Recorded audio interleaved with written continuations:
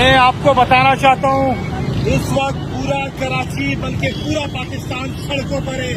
ये आप जो करने जा रहे हैं बूट पॉलिश, शहबाज शरीफ में तुम्हें बता दूं तुम्हारी सबसे बड़ी भूल होगी। ये तुम्हारी सोच होगी कि तुम इमरान खान को अरेस्ट करोगे, तुम्हें लग पता जाएगा। तुम आओ तो सही जरा पता चले तुम्हें, तुम बड़ी गाड़ा का रुख तो करो। इस टाइम हम मौजूद है शायरा फैसल, इंशाल्लाह हम यहाँ रुकते हैं, हम देखते हैं तुम क्या कर सकते हो। और वहाँ बनी गाला की तरफ ये गलती भी तुमने की, तुम्हें लग पता जाएगा, तुम्हें छठी का दूर हम याद दिला देंगे।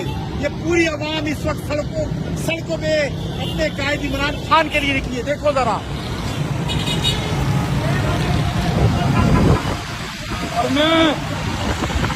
और मैं सिंध हुकूमत को बता देना चाहता हूँ, ये कराची इमरान खान का है, पाकिस्तान तहरीके इंसाफ का है।